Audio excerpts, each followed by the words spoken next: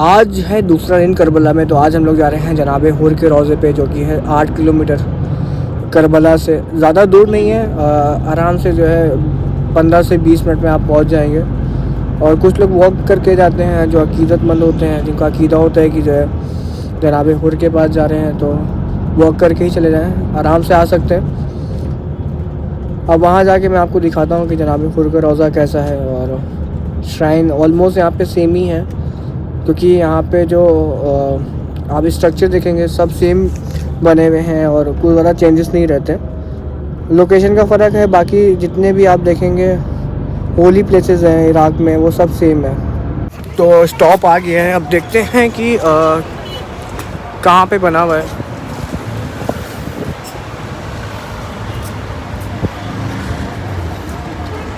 अभी हम लोग जा रहे हैं अंदर, लेकिन यहाँ इतनी अच्छी मार्केट नहीं बनी हुई। अगर आप देखेंगे जो हमारे मेन रोज़े हैं, यहाँ पे बस ऐसे ही मार्केट बनी है फुटपाथ पे। इस साइड पे भी फुटपाथ पे ऐसे ही मार्केट बनी हुई है। कोई अगर कहें कि बहुत हाइपर मार्केट, सुपर मार्केट है, बस आसपास कोई भी आपको ऐसी नहीं मिलेगी। मौलाना साहब खड़े हुए हैं, यहाँ पे खुतबा होगा, तकरीर होगी, उसके बाद ये है शनावर, ये है मुंतज़िर, दोनों भाई हैं।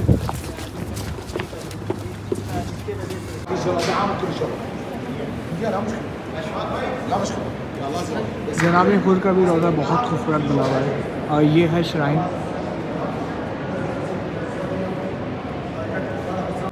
हम लोग आ गए हैं जनाब हुर के रोज़े में। अभी ज़ियारत तो हम लोगों ने पढ़ ली है। अभी मैं जा रहा हूँ वज़ू करने के लिए, उसके बाद 2 रकात नमाज़ पढ़ूँगा, फिर हम लोग निकलेंगे। जनाब हुर वो हैं जो 9 मुहर्रम तक अगेंस्ट पे थे इमाम हुसैन के, लेकिन फजर के वक्त आते हैं इमाम हुसैन के पास, माफ़ी मांगते हैं और इमाम हुसैन की तरफ से जंग अक्टूबर से शहीद होते हैं। हुर और उनका एक बेटा जो सबसे पहले जंग में गए थे, तो ये उनका श्राइन है। हम लोग निकल आते हैं बाहर की साइड पे। तो अगर आप देखते तो इंडिया में जैसे मार्केट वगैरह लगती है नॉर्मल सी टीन शेड में, तो वैसे ही आपको देखने को मिलेगा। बाकी अगर आप देखेंगे आउटसाइड बहुत खूबसूरत व्यू है। और वेदर की बात करें तो 9 से 10 डिग्री सेल्सियस से काफ़ी तेज़ हवा चलती है, तो इस तरह से दिखता है बाहर से। जनाब हुर के रोज़े की ज़ियारत हो गई है। अब हम लोग जा रहे हैं दूसरी जगह पे, लेकिन पता नहीं कहाँ पे जा रहे हैं, बट देखते हैं कि मौलाना साहब बताते हैं। ये था करबला से 8 किलोमीटर की दूरी पे जनाब हुर का रोज़ा। यहाँ पे सबसे बड़ी बात ये है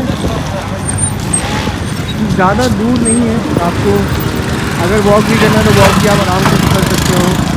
जितनी ज़रूरतें हैं सब आराम से रात में कर सकते हो, जो भी पास में है।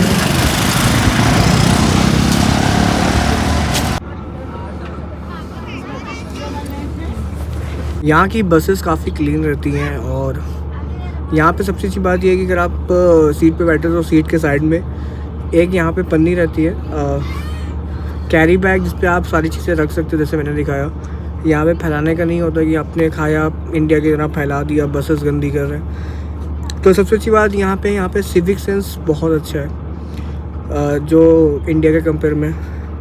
यहाँ की कार्स काफ़ी एडवांस हैं। और बाइक्स की बात करें तो बाइक्स इतनी एडवांस नहीं है। यहाँ पे ऑटो वगैरह काफ़ी कम चलते हैं, यहाँ पे लग्जरी गाड़ियाँ चलती हैं। यहाँ पे विंटेज कार्स काफ़ी सारी हैं। और जो इंडिया में भी कार्स अवेलेबल भी नहीं है, वो यहाँ पे एक नॉर्मल है।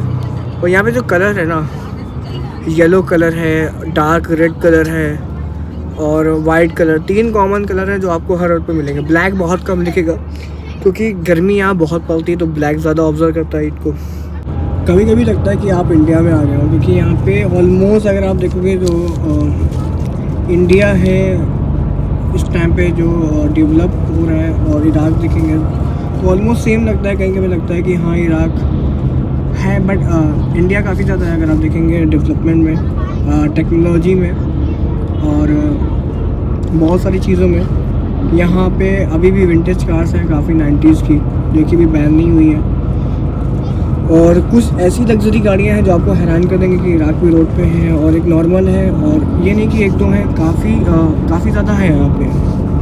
और यहाँ पे सिविक सेंस लोगों में बहुत ज़्यादा है। यहाँ पे अगर ट्रैफिक लगता है तो सब एक लाइन में ही लग के जाते हैं, ऐसा नहीं कि कुछ रोक दे रहे, कि यहाँ पे टी वगैरह या ऑटो वगैरह इतने नहीं हैं। बाकी खजूर के पेड़ हैं यहाँ पे बहुत ज़्यादा रहते हैं, क्योंकि ईरान, इराक, सऊदी अरबिया जितने भी गल्फ हैं यहाँ पे सिर्फ खजूर ही निकलते हैं। आज हमारी जो ज़ियारतें होंगी वो 4 से 5 जगह होंगी। फिर उसके बाद हम लोग दोबारा करबला जाएंगे, वहाँ मौला को सलाम पेश करेंगे।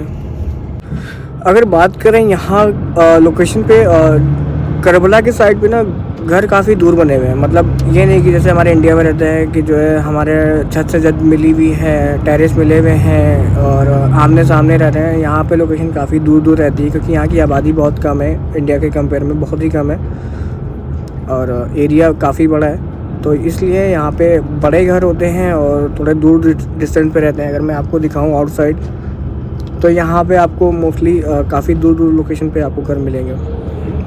और सबसे अच्छी बात यह है, रोड पे आपको गंदगी नहीं मिलेगी। रोड पे गंदगी नहीं रहती है। साइड वगैरह में आपको मिल सकते हैं कि पेड़ गिर गए या किसी ने कुछ फेंक दिया, तो वहाँ पे आपको वो चीज़ दिख सकती है। लेकिन एक जो कॉमन सेंस होता है या सिविक सेंस होता है कि मतलब जो खाते हैं उसको डस्टबिन में ही फेंकते हैं। ये नहीं कि इंडिया में रोड पे फेंक दिया, रोड पे थूक दिया, ऐसा नहीं है। यहाँ पे उस चीज़ को देखा जाता है, इसीलिए कंट्री ग्रो करती है। कोई भी कंट्री हो, वो इसी पे डिपेंड करती है कि वहाँ के लोग कैसे हैं। ये है रोज़ा ऑन बिन अब्दुल्ला का, जो कि बाहर से कुछ ऐसा लग रहा था। काफ़ी खूबसूरत भी है और बना भी काफ़ी खूबसूरत है। तो चलते हैं अंदर की तरफ। ये है रोज़ा जनाब ऑन का।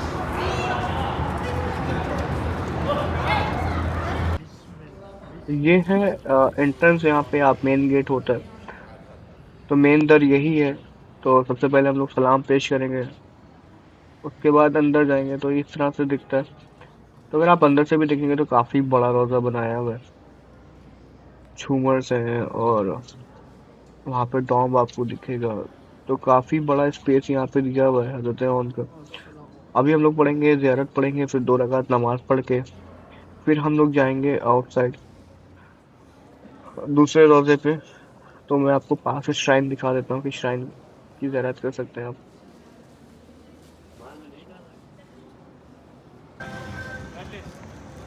जैसे आप इंडिया में रहता है कि आप फुटपाथ पे जैसे हर चीज़ सेल कर सकते हैं, तो यहाँ पे सेम ही है।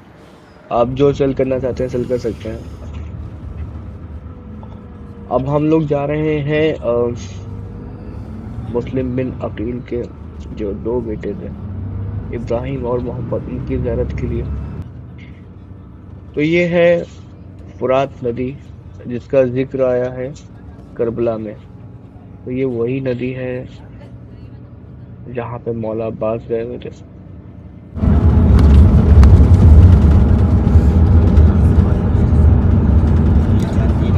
चाँद निकल आया है, तो इसका मतलब कल पहली शबान है। शबान का महीना है तो इमाम हुसैन का महीना है।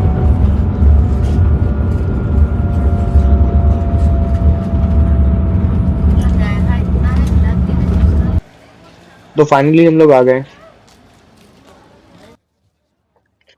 ये है ऐसे अंदर की साइड से ऐसा दिखता है। तो आप देख सकते हैं कि काफी बड़ा यहाँ पे स्पेस है। और बीबी की विलादत है तो शब लग चुकी है, तो यहाँ पे बहुत सारी चीजें बनाई जा रही थी। तो यहाँ पे हलीम बनाया जा रहा था, कहवा जिसको चाय बोलते हैं, यहाँ पे कहवा बोलते हैं चाय को। तो वो पहले हम लोग खाएंगे, ये है कहवा पियेंगे, हज़रत उसके यूसुफ़ का बाद रोज़ा। मौलाना साहब से पूछेंगे कि यहाँ पे कब वो तकरीर करेंगे। उसके बाद 2 रकात नमाज पढ़ेंगे हज़रत इब्राहिम की और हज़रत मोहम्मद की। तो चलते हैं खाने की तरफ। तो हम लोग ने निकाल लिया है, ये रहा हलीम, ये रहा कहवा। तो बिस्मिल्लाह करते हैं। तो अगर बात करें इनकी इराकी की, तो काफ़ी फ्रेंडली नेचर के।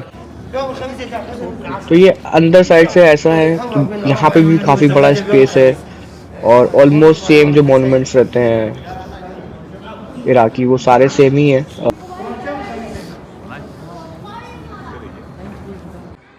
ये है मेन गेट का दर। सबसे पहले इसको चूमेंगे, दुआ मांगेंगे। सामने श्राइन दिख रहा होगा आपको, आप भी दुआ मांग सकते हैं। ये है पहला श्राइन हज़रत मोहम्मद का।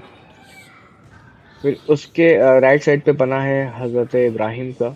तो चलते हैं अंदर की तरफ, श्राइन को चूमेंगे, दुआ मांगेंगे। फिर यहाँ पे हमारे काफिले वाले जो हैं नमाज पढ़ रहे हैं। तो तकरीर हो चुकी है, उसकी वीडियो मैंने नहीं शूट करी है। तो अंदर भी काफ़ी स्पेस है। यहाँ पे गरम गरम जो फैंस हैं वो भी लगे हुए हैं। यहाँ पे ठंड वगैरह नहीं है अंदर। तो आपको मैं दिखाता हूँ हज़रत इब्राहिम का भी श्राइन। आप ज़ियारत कर सकते हैं, दुआ मांग सकते हैं। तो कुछ इस तरह से बना है। और सबसे अच्छी बात यह है कि यहाँ पे मर्द और औरत अलग अलग ज़ियारत करते हैं। तो उनका लेफ़्ट हैंड साइड पे दिया हुआ है, हमारा राइट हैंड पे साइड भी दिया हुआ है। तो ये पिक्चर्स भी आप देखेंगे तो यहाँ पे नॉर्मल है।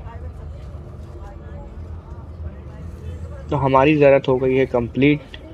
आ चुके हैं हम लोग अपने होटल के पास में। तो ये सारे होटल्स बने हुए हैं, 3 स्टार्स हैं, 5 स्टार्स होटल्स हैं।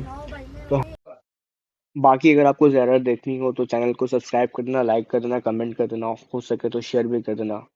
अस्सलाम वालेकुम।